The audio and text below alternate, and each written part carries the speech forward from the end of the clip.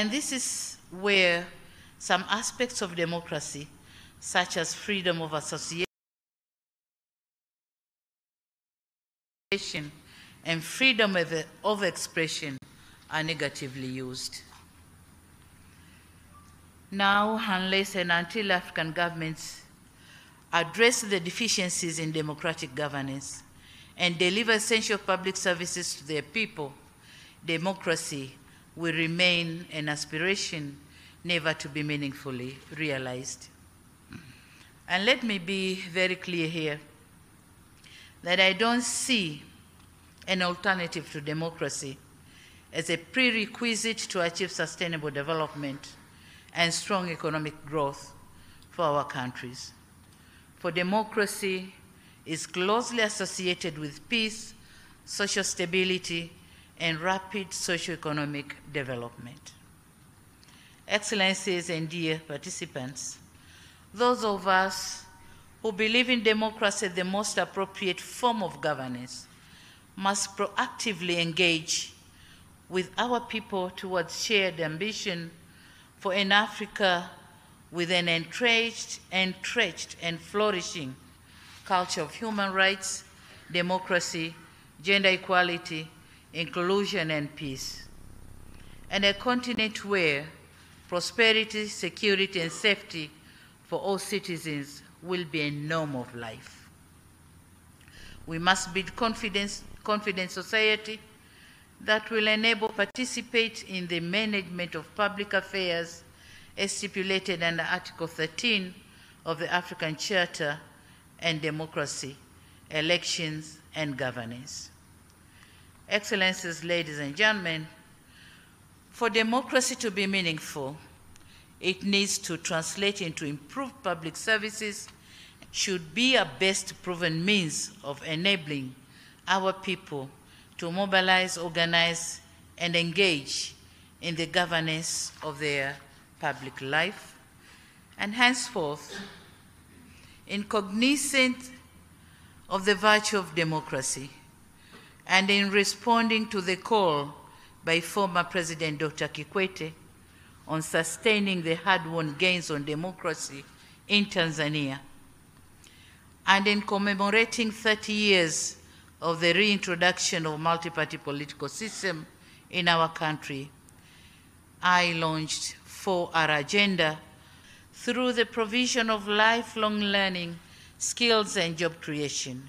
We are also redoubling on investment in agriculture, infrastructure, tourism, mining, and the blue economy as sectors who might take a lot of youth in their employment. Now, in underpinning the objective of this agenda is our determination to the observance of fiscal discipline, reorganization of expenditure patterns, careful planning, and building a dedicated workforce. Dear brothers and sisters, for us who inherited post-independence Africa and enjoyed the fruits of freedom and orderly leadership, shall commit grave mistakes if we leave behind an Africa or African continent that is war-torn, run by unruly leadership, deeply entrenched in poverty with high levels of corruption. So avoiding this, we are coming with several initiatives to make Africa a better place for everyone.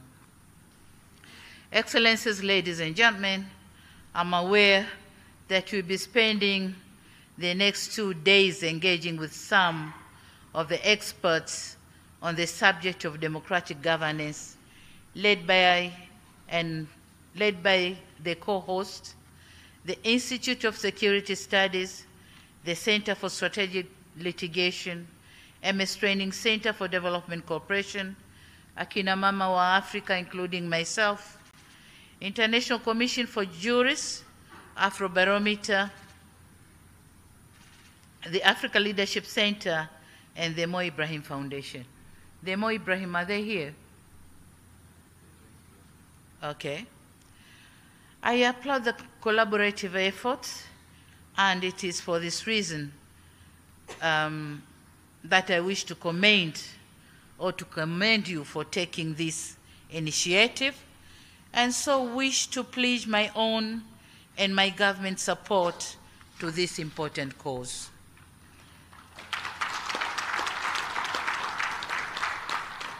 Excellencies, we in Tanzania bear witness to the value of democratic rule, which is achieved through strong constitutional foundations and an active political culture. We are here to learn from our sisters and brothers from other African countries. And I'm told that among other issues to be discussed here, we'll focus on the following topics. 1, ways to elevate the role of citizen in addressing conflicts. 2, proactive and preventive action and early warning signs. 3, renewed commitment to good governance, human rights, and democracy. 4, presence of strong and independent monitoring and verification of the continent's democracy. And 5, ways to strengthen continental and sub-regional bodies in dealing with challenges of democracy. So I'm sure the gurus on these topics are here with us, and fellow Tanzanians are ready to learn from you. Excellencies and distinguished guests, once again, let me applaud the conveners of this elders' retreat on the state of democracy in Africa for putting together excellent programs which undoubtedly will yield the anticipated results. In Swahili, there's a saying that goes by, palipo wazee hapaharibiki neno.